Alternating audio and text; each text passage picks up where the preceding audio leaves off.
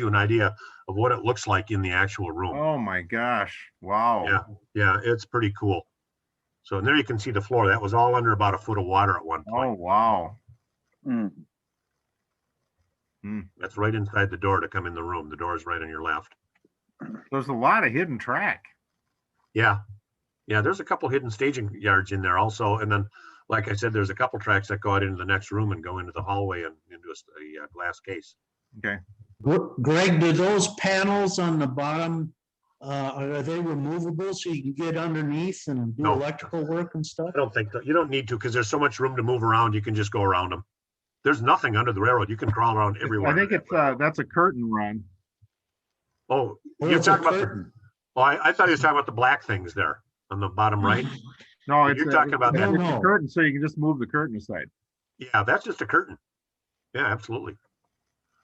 Okay. A couple other shots here of the whole room. Yeah, there you can see where the curtain barely touches the floor. So it's, like I said, you can just jump in underneath that railroad anywhere. And there are some pop-ups. You know, there's areas. In fact, I've got a really cool shot of Doug sticking his head up through the railroad. It's really a neat shot. I'll have to see if I can find.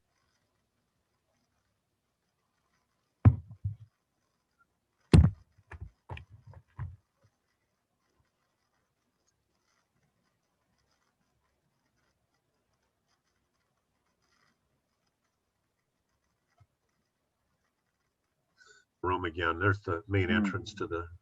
When did Doug Doug worked at Woodcraft Hobby until the end? Yep. Or No. He got mad at Claude and quit. I worked there from 70 to 76. I think Doug started there around 68 and probably went for 10 years, maybe 78, something like that. So when did Claude close the store on Lake Street? Well, that was after he died. Paul did. So, Paul did. I don't know. It must have been around. Oh man, now you're really pushing my memory. God, I don't know. Late 90s anyway, something like that. So we didn't make the adjustment from brick and mortar to internet very well.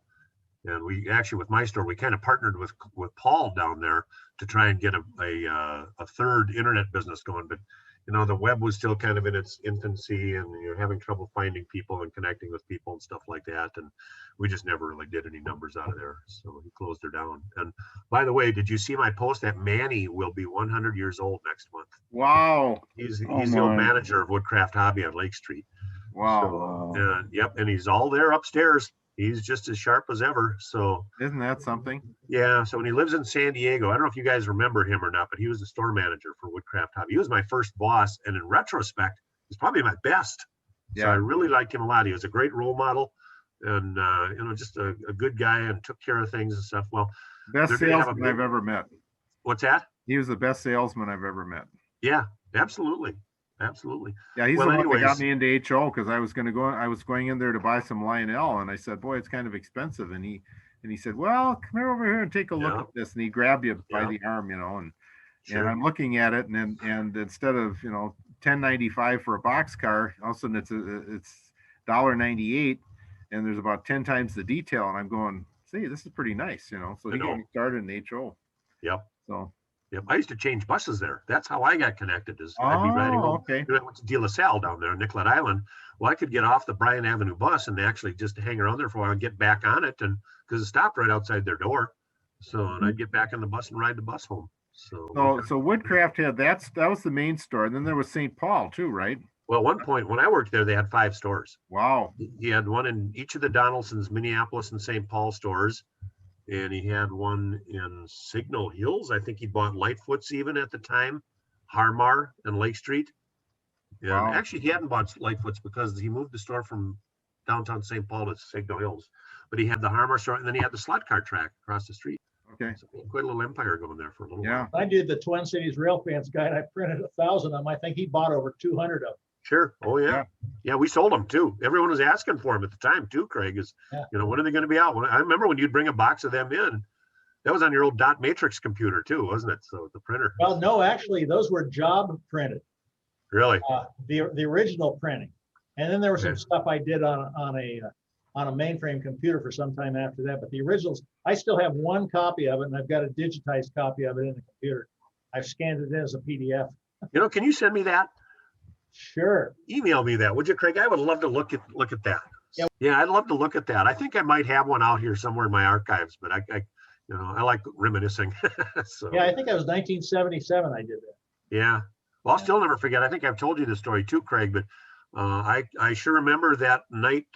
I think I was with Lloyd and I were heading west on Interstate 94, and we this is before I knew you, and you had like an AMC station wagon or something like that, Yeah, an Eagle maybe.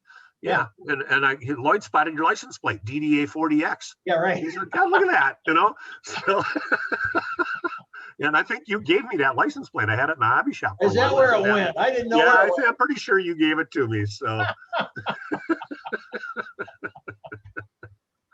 yeah. So, anyways, these are some more photos from the NMRA shoot. Anyways, just briefly getting back to Manny, they're planning a 100th birthday party for him out at Coronado Hotel on Coronado Island in San Diego. You know, because that's where he lives. Well, assuming he makes it, and assuming the COVID restrictions are such that we can actually have this thing, we're gonna go out there. I'm gonna fly out there. Actually, me and Kim may drive. We may take a road trip and drive out there. When is it going to be? In the middle of summer sometime. They haven't set a date yet, just depending. Okay. So, but Doug is in. He's gonna fly out there with Vanessa, and I think Paul Newman. I still stay in touch with Paul Newman of all people. Remember him, Claude's son? Yes. So, Yeah. Yep. So, and he's in. So we may have quite a crowd out there in San Diego for this party. So if it happens. So yeah, he was a great guy, good boss. Yeah, everything has changed. I mean, you're thinking that COVID is, I mean, this was all coming anyway, because the millennials, when I talk to my daughter, she gets everything online, you know? Yeah. Oh, and, and of course, COVID just put that on steroids. So brick and mortar stores are in trouble. I know. Oh, yeah. So yeah. I don't know how much of Briggs you want to look at. So I'll just keep going. I think this is all right. We were talking about it, and there's plenty to see. Yeah. I'll tell Doug we did this. He'll be very happy about it. These are old photos. These got to be 15 years, 20 years old, maybe something like that. Wow. Yeah, there's been a lot added. Yeah. Yeah. Oh, he had a railroad, Montana Northern. Okay. You know what? Those models were Tim Vitelli's. Oh. He must have liked them because he bought them from Tim Vitelli at a flea market. Okay. So is Tim still around? Yeah, he's not. Well, yeah, he's real active with the Mesabi Historical Society. That's where you'll see him, is with that crowd there. So let me go back to some other pictures here. Whoops, one too many. Here, these are the pictures we took that we submitted to the National Model Railroad Association for their calendar. Look at that. So, and you know what? I turned in 4 shots that I submitted last year. Mike Engler recommended I do it. So, but like I said, that's kind of a good old boys club, and I didn't think I'd place, and of course I didn't. You know. So. No, you have to know people. Unfortunately, you do. Like a lot of organizations, it gets cliquey. Yeah. Oh, well, there's one year. That's nice. Look at that. Oh, thank you. Yeah, I took that. Doug just kind of picked the angles and what he wanted in the pictures, and then I took them. So that backdrop is painted on. The rock is realistic. Yeah, it is. Oh, yeah. Just like Gene Hickey, his layout was like that too. Better not say it's not realistic, because it's real rock. Yeah, that's right. There's that. I think that's the one you showed. Same picture. Yeah, that's a great shot. Yeah. Boy, it's just pretty fantastic. Back to where we were.